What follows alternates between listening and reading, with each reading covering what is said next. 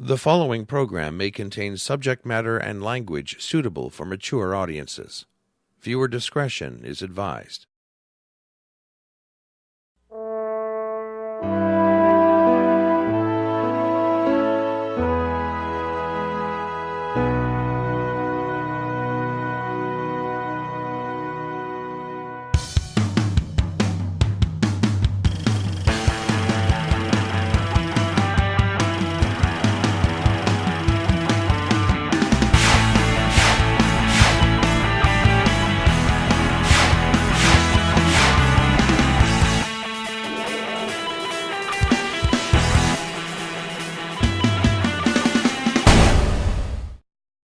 And welcome back to another episode of The Meltdown. He's Jeff. He's Norm. And today we are going to be inventing this show, or should I say reinventing. This is our second show on really cool and really bizarre inventions. I believe it was season 3, actually, that we did that on our 9th episode. And then Luigi Saracino came and gave us his take on our top 11 inventions. And next week, that's what's going to happen. Lou's going to join us live, and we're going to show him what we consider the top inventions. But today, we're going to go through 5 really cool inventions that you didn't know were invented, and then we're going to have another Meltdown Minute with Lou, and then for our stupidness, we are going to have 30, count them, 30 really crazy inventions. Wow. Okay, so let's begin the show the way we always try to do, and that is with some Meltdown fun facts. All right, as promised, here are 5 inventions that you probably didn't know about. Number 1, military mind control. The helmet of the near future may contain something more than extra protection from flying shrapnel. An Arizona State University researcher working under a grant from the U.S. Defense Advanced Research Projects Agency, that's a mouthful, DARPA, is trying to develop a military helmet equipped with technology to regulate soldiers' brains. The technology is transcranial pulsed ultrasound, which delivers high-frequency sound waves to specific regions of the brain. Under the influence of these sound waves, neurons send impulses to their targets, exerting control over them. On the battlefield, this has enormous implications. Using a controller, a soldier could release ultrasound pulses to stimulate different areas of the brain. For example, he or she might want to be more alert after being awake for many hours, or relax when it's time to catch some shut-eye. The soldiers might even be able to relieve stress or become oblivious to pain, eliminating the need for morphine and other narcotics. That's kind of cool. A helmet that does that. That would actually be kind of cool. All right, here's our second secret invention, the pencil pusher. A trio of Chinese inventors hopes to add another device to the cubicle environment, the P&P Office Waste Paper Processor, which turns paper destined for recycling into pencils. The machine, looking a bit like a 3-hole punch crossed with an electric pencil sharpener, was a finalist in the 2010 Light On Awards, an international competition that seeks to stimulate and nurture innovation. Here's how the pencil-making gadget works. You insert waste paper into a feed slot. The machine draws the paper in, rolls, and compresses it, and then inserts a piece of lead from a storage chamber located in the top of the device. A small amount of glue is added before, voila, a pencil slides out from a hole on the side. It's not clear how many pieces of paper form a single pencil, but you figure the average office worker could generate a decent supply of pencils in a month. So that is actually kind of fascinating. You know, you've got papers, instead of shredding them and they go into a landfill or recycling or whatever, you actually, in the office, use them to create these pencils. And I don't know, maybe you could even sell the pencils.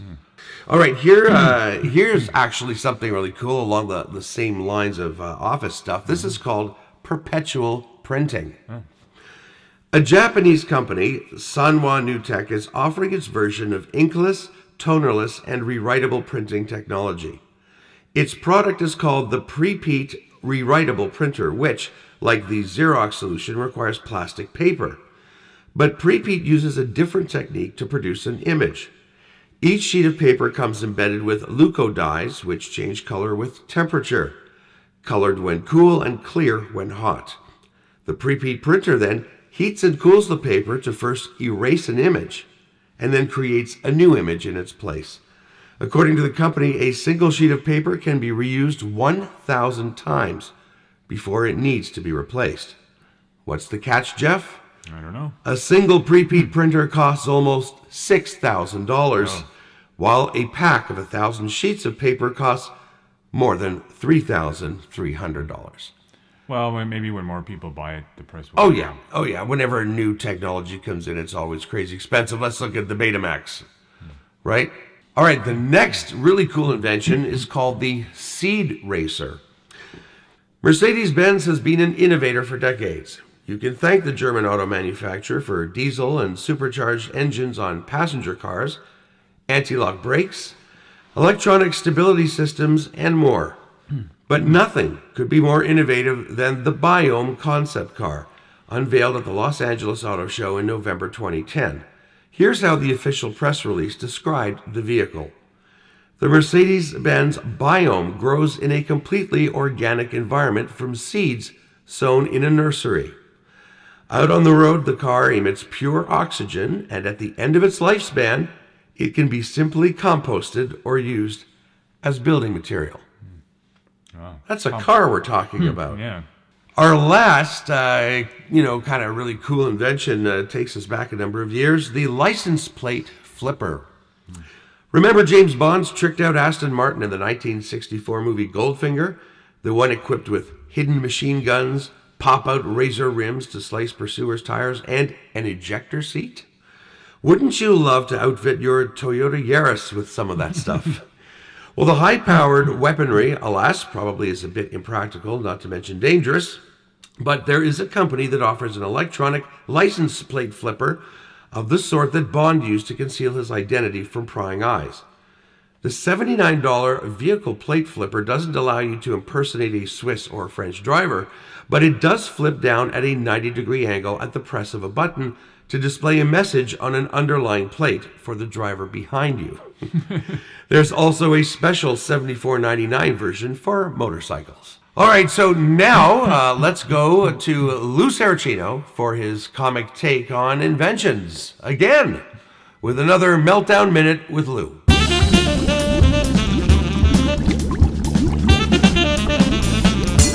Ladies and gentlemen, inventions, I would argue, are a greater indicator of what we are capable of as a species than anything else. It is amazing to me, the things that we have accomplished. Even if you look at something like the Wright brothers, right? Personal heroes of mine. These guys built bikes, right? They weren't physicists, they weren't mathematicians, they dealt with numbers, none of that stuff. And yet, we're able to look at what they had and go, yeah, we're going to make a plane. That's remarkable to me.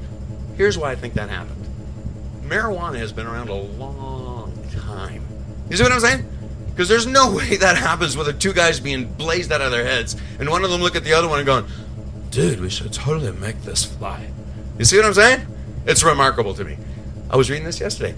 The first person who built the submarine built it out of wood and tar. What's going through your head? You know what I like thinking about is like his friends were like, so what are you up to on the weekend? Dude, it's crazy. I built like a giant barrel. Yeah, no, I know. And it's wood. And then I sealed it with tar. Oh, that's good. You can put like wine in that? No. I'm going to submerge myself. It's got no windows and no way to propel it forward. So this is the last time I'll be seeing you then? Is that the end? Well, we had a good run. Thank you very much, Lou. And now for some Meltdown stupidness. Oh, yes. 30 more stupid inventions. From the kids should play in traffic department, the baby stroller and scooter hybrid. So, a lot of people use these scooters. I'm not so sure that I think that's a good idea to have a baby in your scooter because sometimes, scooters fall or you crash into things or you get hit by cars. Not sure that's a great idea, Jeff. No, I mean, strap your baby in at the very least, but, Yeah. maybe you should keep the walking your baby and scooter thing separate just to stay on the safe side. Yeah, so we both vote this is not a good idea. No. Okay. No. Moving on from the What child labor department? The baby mop. Well, as long as they're on the floor. Well, here's the thing. I was thinking about this, in those first couple of years when you have a kid and they're crawling, right? You spend a lot of money on diapers, on formula, and clothing. So at least this way you get to save some money on floor wax. Right? And it helps, gives your child the idea that they have to start helping around the house when they get a little older. Yeah, exactly. So it's a sense of responsibility. Right. Now, the only thing is, the negative here is that it doesn't work so well on stairs. Yeah, flat surfaces. And definitely not when you're in the scooter. All right, moving on from the how to instill an image complex at an early age department, the baby shower cap. I don't know. It's an interesting idea. Keeps the water out of baby's eyes, but as you can see with this child, it's depressed. Yeah, it's just not looking like it wants to be wearing that. No, it's like, I don't understand. Why is it just the top of my head is wet? I don't understand why my face isn't wet. Yeah. This is messed up. It looks like a little baby in a play about flowers. All right, moving on from the how to make money with glue department, the forget-me-not kid mittens. Yes, indeed. This is a wonderful invention in which the kid's mitten and the adult's mitten are sewn together. Again, I just don't think this is a good idea. That something dangerous could happen here, right? Yeah. And also, I mean, how easy do mittens come off? Let's be honest. Yeah. One good tug and your mitten's gone, and then your kid's gone, and just craziness. Okay, moving on. Let's go to some animal stuff now from the Make Your Dog Stand Out department, the Dogbrella. Lou will love this one. Yes, indeed. Animals, of course, as we all know, hate to get wet. But it's a fact of life, right? What about all the strays? What about dogs that roam out? They typically find their own shelter, but this is attached, it looks like, to... I don't know what it is because that's the only picture I have. Yeah. So I don't know if it's a stick, if it doubles as a leash, or if that is like a stick and that turns into a leash. But either way, it looks pretty stupid. Okay, and now moving on to from the turn your dog into a horror film department, it's Quack, a duck-billed protective muzzle for dogs. Now, if I saw one of these coming at me, I'd run the fuck away because I think there are mutant dogs that have invaded the planet, and I'm going to be eaten by one. I've never pictured a duck being combined with a dog, but now I see it for myself. Yeah, it's pretty scary, isn't it? Yeah. As a visual, it is pretty damn scary. Yeah. And you take those muzzles off, and I think those dogs would look quite gentle. But at the way they look at the moment, they're looking pretty fierce. They look like they could jam those things into your stomach and suck out all your intestines. Yeah. In fact, they look like they're looking at the first victim right now. I think so, yes. From the I have a fucking problem department, the flask tie. That's right. If you don't drink enough, you can always... put some alcohol in your flask tie and have a sip whenever you need one. Yeah. This is particularly convenient at work, as is demonstrated. And he's looking like, you know what? I don't care if I have a problem. I'm going to drink at work. I'm still highly productive. All right, that's a no for me. From the desperately seeking anyone department, the Hug Me Pillow. Well, I've been there. Not with that exact invention, but... Now, if you'll notice, this is such a great thing because it's got exactly what you need. It's got the body to hold on to, the arm that holds on to you, and there's no genitals. So there's no possibility of sexual harassment or anything untoward happening, and no STDs. No STDs, nothing, and it even comes with a half clean shirt. Yeah, you've got the hand there just in case you want to. Yeah. All right, moving on from the I just don't get it department, Ironious, the coffee mug iron. Okay, at the moment I'm not looking at the coffee mug. No, you have to actually focus on the coffee mug, which is... Oh, it's an iron. Okay, it's an iron. I admit I was looking at her, But Jeff... Well, Jeff, look, Jeff, the picture's now nice. I'm looking at the iron. Really? Okay. Seriously, what is the point? Why does anyone need a coffee or an iron that looks like a coffee mug? Yeah, and you just have your coffee and the iron separate, and you could also be wearing a shirt. Yeah, but I don't know why she's there specifically to sell the mug or the iron or whatever the hell it is. I don't care what it is. I'm buying one. From the "So how fat do you think I am" department, the Weight Watch belt. In society today, we're trying to kind of, get people to not focus so much on that. Focus on what's on the inside and what makes you a good person. And wearing a belt like this is going to draw nothing but comments and criticism, I'm sure. Can you imagine going to your in-laws with that? Well, look at that. Geez, 95. You were 90 last dinner. Although if you're losing weight, if that's your goal, which I have done recently, I would maybe want to walk around with that with pride. If you're losing weight. All right, moving on from the "Yes, I'm that stupid" department, the Goggle Umbrella. Of course, if you're too stupid to raise your umbrella in the front to see ahead of you, you can keep it low, and they'll provide a nice little window for you to do all your looking. Doesn't that look like a Get Smart invention? It looks like a Get Smart invention, and the only problem with it is you can only see straight ahead. So you can still potentially walk into oncoming traffic and not even know it. But who knows? And more importantly, Jeff, who cares? All right, moving on from the good for cold weather and bank robberies department, the knitted beard hat. I mean, how long before someone puts one of those on and robs a liquor store? That's all I'm saying. I still got a pretty good idea what that guy looks like, though. If he does rob a liquor store, I could still give a pretty good description to the police. Well, never mind even robbing one. How about, could this guy walk into the LCBO, which is our local liquor stores, and do you think he could buy alcohol even if he was 15? They say, well, look at that beard. He's got to be over 19. You don't get a beard like that at 15. It would keep your face warm, though. There's a practical side to it. It just looks kind of... Yeah. Okay, moving on from the still trying to get this dumb idea off the ground department, sleeping bags with arms and legs. Now, in season 3, we took a look at a sleeping bag. Actually, can we, I don't know if we can pull that picture up. Let's pull up a picture of the sleeping bag that we originally showed. And that was that man in that one piece. Yeah. And it looked like he couldn't get out. There were no arms, right? Yeah. This one, at least, has arms, and it looks like it has a myriad zippers all over it, so you can take care of whatever business you need to. But I don't know, is this a sleeping bag, folks, or is it just a really thick snowsuit? You know what I'm thinking? I'm thinking this looks like a Beastie Boys video. Moving on from the am I an alien or just a moron department, the Ostrich Pillow. I've been there. I haven't never used an Ostrich Pillow, but believe me, I wish I had one. Now, unlike the privacy scarf, which you connect to your computer monitor and look like a total idiot, this allows you to just bury your head in the sand, even if there's no sand, right? And I'm not so sure I'd want to disturb someone in that position, because my first thought would be, hey, wait a second, is he got something on his head, or is that an alien? It does look like an alien, like the head, the shape, you're right, alien is... It's pretty scary. Yeah. Pretty damn scary. An alien that can put his or her hands into their head. Yeah.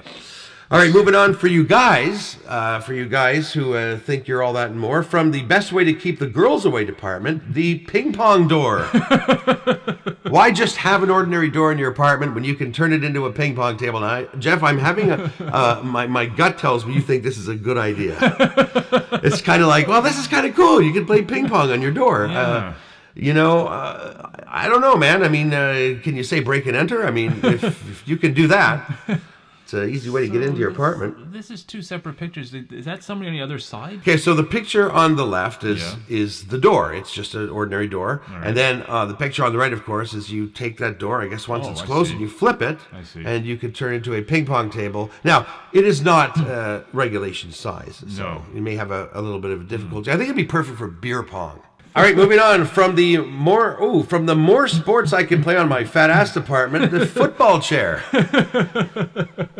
Or, in North America, you could call it a soccer chair, which you just kind of have a seat and try to score underneath. To see the goal would be underneath, and I honestly don't know that you'd buy that, use it, and ever use it again. Okay, moving on from the I'm kind of dangerous with sharp objects department, the pizza scissors. Now, if you look closely, you'll see that the bottom blade is attached to a a lifter of sorts, right?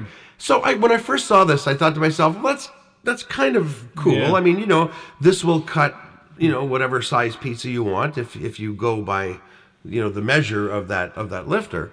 But is anyone really that bad with a knife or a pizza roller that they couldn't just do that even quicker? Yeah. To me, this is just one of those inventions that you see on TV. Do you struggle with pouring milk? And so they have this amazing invention for milk pouring, and it's like, what it should say is, do you struggle pouring milk? You're an idiot. Learn how to pour milk. All right, here's another one from the See How Quick I Can Burn My Hands department. Mix sticks. They're drumsticks that also double as stirring utensils. Just think for a moment, Jeff. You've got your stirring utensils in boiling water. Flip them around to play drums. And did anybody think of the dangers of that before they invented this bizarre product? Make your food, eat it, and then play your drums. One thing at a time. That's right. Don't do this. This is stupid. All right. Hot sticks. From the What's the Point? It's Raining Outside department, the water gun umbrella. Again, another Get Smart invention. Well, it is, but how useless is that? Because when do you use an umbrella? Let's be honest. It's kind of one of those where I scratch my head and say, okay, but why? Spraying somebody with a water gun when it's already wet out. Already, just got me more wet. And from the I Absolutely Eat Alone at Work department, the Dining pen cap eating utensils. Yes, if you look at those carefully, you'll notice that the bottom of each one looks like a pen cap. That's because you take your pen, shove it in there, and your pen becomes your fork, your spoon, or your knife. Now, okay. All right, from the This Is the Only Instrument I Can Play Well department, the piano doorbell. And, I'm not entirely against this. It's kind of cool if you're a musician, right? If you love music, it's kind of a cool thing. But I just don't know if it would help the resale value of your house. You know what I mean? Yeah. It's not particularly attractive. It's just, a few keys from a piano. I wonder how many actual songs, pieces of music you could play. I don't think beginning to you end. could play anything. But then again, maybe I'm wrong. Maybe you actually can make a little tune. And it would not be a good one with only 5 keys. All right, and moving on from the and bonus, Nobody Talks to Me Either department, the full body umbrella. So there's something. That's something. That's like the cone of silence. If you were going to mention Get Smart again, that is almost like the cone of silence right there. Exactly. Okay, now moving on from the I lost the instructions for my flashlight department, LED slippers with the little lights on them so that you can see things on ground level. Now, you might still smash your head into the low door jamb, but you will see the floor for sure. All right, moving on from the At Least I Don't Masturbate in the Shower Anymore department, the shower bike. It gives you something different to do while you're That's Bono. cleaning yourself. Yeah, it must be because he's wearing his sunglasses in the shower. So already we can tell this guy is not too bright. He's probably a felon. I'm just guessing. And this is how he gets his entertainment in the shower. So there you go. All right. And Jeff, you're gonna like that. Well, you had something to say about this? Well, is that electrical? Because if that's plugged in... No, it's a sponge. Okay. You can clean yourself with it and sing into it. I thought it was like a Mr. No. Microphone. No, I think it's just a sponge. Just a sponge. I okay. would hope. Okay. Moving on, Jeff, you're going to like this one, I think. From the not very well hung department, corner frames. So... here's the problem in my house. All the walls are so friggin' short, I can't hang pictures anywhere. Solution, corner frames. Maybe you've got a lot of people at your party, and you can't sort of just all stand in a row. Well, yes, I see the left side of that picture. Well, if you turn to the right, you see the right side. Can you imagine, though, if you had a gallery and you had these up and, your artist comes over to sign whatever and, and he's going, what the hell did you bend my picture? Anyway. Oh, that's definitely avant-garde. All right, and not. we're you know what? We're coming up to the last 5 here, and I'm kind of sorry this is over already because I'm really enjoying these. From the I think you missed an important detail department, the cutting board bird feeder. Now, let's look at the practical side of this. When you're cutting bread and so on, the crumbs would make their way down this plastic tube straight into a bird feeder for birds. Wow. That's a great idea. How many of you out there cut your bread outside? Because if you don't, you then have to let birds into your house. That looks like maybe a parakeet, perhaps a bird you would have in your house. Well, possibly.